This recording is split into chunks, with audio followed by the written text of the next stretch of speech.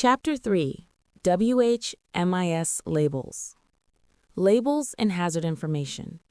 Labels act as the first and most immediate source of hazard information for workers.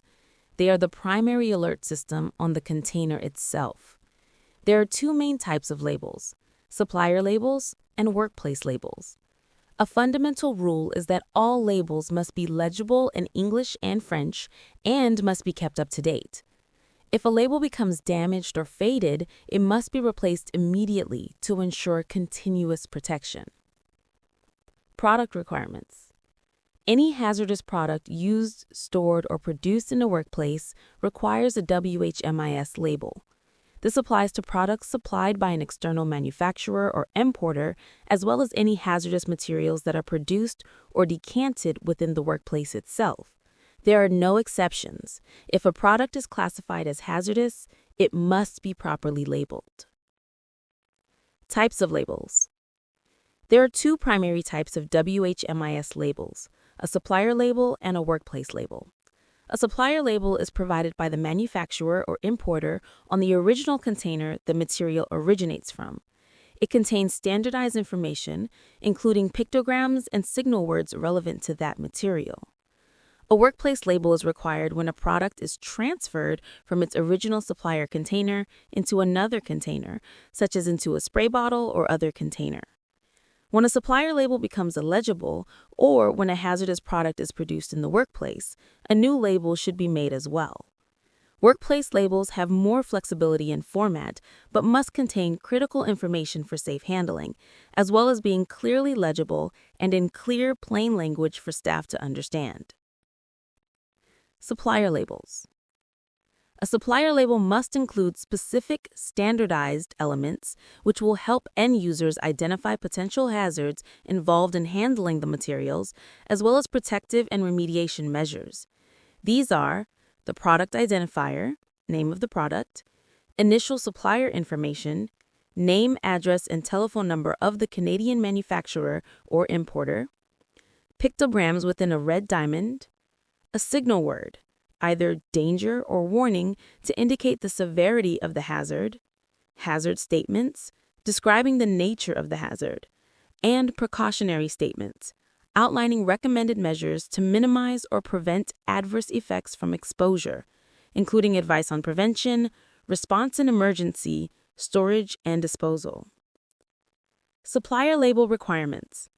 A WHMIS supplier label is a standardized source of information that must be present on all hazardous products received at a workplace. It is designed to convey the most critical hazard information in a consistent and easy-to-understand format. Product identifier. This is the unique name by which the product is known, and it must match the name on the corresponding safety data sheet. Initial supplier identifier. This provides the name, address, and telephone number of the Canadian manufacturer or importer. Signal word. This is a single word, either danger or warning, to indicate the relative level of severity of the hazard, with danger representing the more severe level. Hazard statements.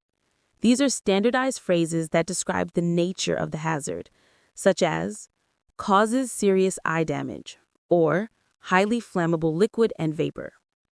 Precautionary statements. These outline recommended measures to minimize or prevent adverse effects from exposure, including advice on prevention, response in emergency, storage, and disposal. Pictograms. The required pictograms must be displayed within a red diamond-shaped border to provide a quick visual summary of the hazard types. Workplace labels. A workplace label must at a minimum include the product identifier, matching the SDS, safe handling instructions and precautions, and a reference to the safety data sheet. While not mandatory, it is a best practice to include the relevant pictograms on workplace labels to provide a clear visual warning, which ensures that anyone in the vicinity of the container can quickly identify the hazard. Workplace label requirements.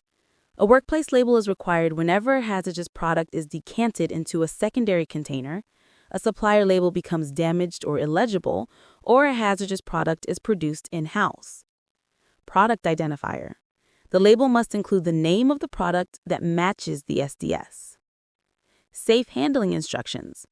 Clear, concise directions for the safe use of the product must be provided. These can be based on the precautionary statements from the supplier label or SDS. SDS availability. The label must include a statement that the SDS is available, for example, refer to SDS or SDS on file. Pictograms. Best practice. Although not mandatory, it is a best practice and highly recommended to include the relevant pictograms to provide an immediate visual warning of the hazards. Conclusion. Labels are the primary on-the-spot source of hazard information in the workplace. The system utilizes both supplier labels with their standardized format and workplace labels, which are essential for secondary containers and in-house products.